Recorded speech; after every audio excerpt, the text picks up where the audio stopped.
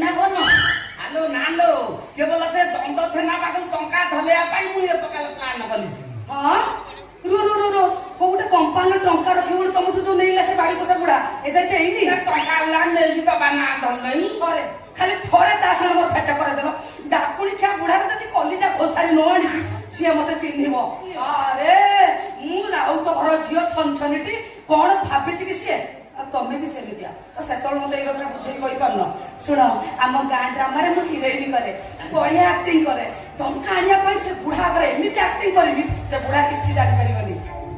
ଏଇ ସିଏ ବର୍ତ୍ତମାନ ନାନୀ ଭଲ ଭଲ ପାଇଁ ଆସିବ ତାଠାରୁ କାଇଟା କଲିକି ଟଙ୍କା ଟଙ୍କା ଲଖିବୁ ଭଲ ଭଲ। ଆରେ ବାଃ ବଢିଆ ହେଲା।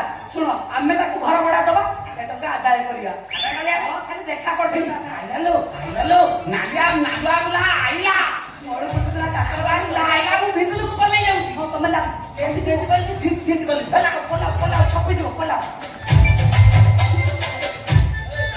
ଗାଡି ପୋଷା ପୁରା କଣ ଗୋଟେ ବେକର ମୋର ଭଳିଆ ସ୍ତ୍ରୀର ପୋଷକ ଆର ଝାଡାମତିଆ ଚନ୍ଦା ପୁରା ବିନା ଲଙ୍କା ଲୁଣରେ ତତେ ଚୋପେଇ ଦଉଛି ଚନ୍ଦା। ସ୍ତ୍ରୀ ବିନା ଜୀବନ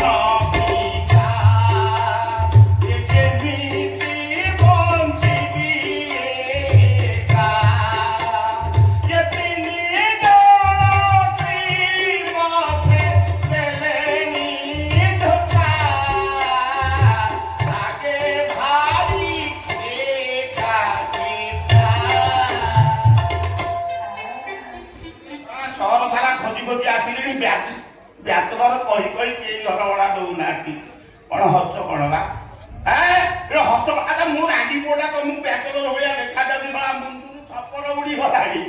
କଲିକତା ଯାଇକି ଖୋଜି ଖୋଜି ଫେରି ଆସିଲି କଲିକତାରେ ବାଳ ନାହିଁ। ଏ ଯୋଉ ବନ୍ୟା ହେଲା ବନ୍ୟାରେ ବାଳ ସବୁ ଭାସି ଯାଇଛି। ଭାଇ କାହିଁକି କାନ୍ତ ଦେଖୁଛ ମତେ ଟିକେ ଦୟା କର ଘର ଭଡା ଖଣ୍ଡେ ଦିଅ ନହେଲେ ଯଦି ପାରୁଛ ଜଣେ ସ୍ତ୍ରୀ କିଏ ମତେ ଉଦ୍ଧାର ଦିଅ।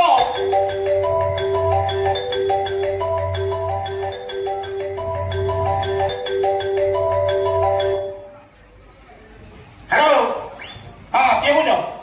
ଏ ଭାଇ ରାଗୁଛ କାହିଁକି? ଭାଇ ପୂଜା ତମର ଟଙ୍କା ଯାଇନି ମୋରି 10-15 ଲକ୍ଷ ଟଙ୍କା ଯାଇଛି। ଭାଷା କଣ କହୁଛ? ମୋ ଭାଷା ଶୁଣି ନ ଭାଷା ହେଲେ ଭାଷା ଏମିତି କହିବି ପୁରା ପ୍ରେଗନେଣ୍ଟ ହେଇଯିବ ବୁଝିଲ ନା। ରଖ କି ଘୁଅ ଖିଆ ବୁଦ୍ଧି କଲିରେ କେତେ ମଣିଷ ଆଉ ନୁଚି ନୁଚିକି ବୁଲିବ। 6 ମାସ ପାଇଁ ବର୍ତ୍ତମାନ ସସ୍ପେଣ୍ଡ ହେଇଯାଇଛି। ଘର ଖଟକ ଥିଲା ତାକୁ ଇଡି ରେଡ୍ କରିଛି।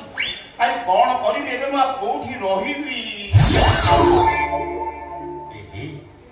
ଇଏ କଣ ବେକରେ ଝୁଲେଇକି ସ୍ୱାମୀ ଆବଶ୍ୟକ ଏଇଠି ଆଉ ମୋ ଡଙ୍ଗାଟା ନାଗିଯିବ କି?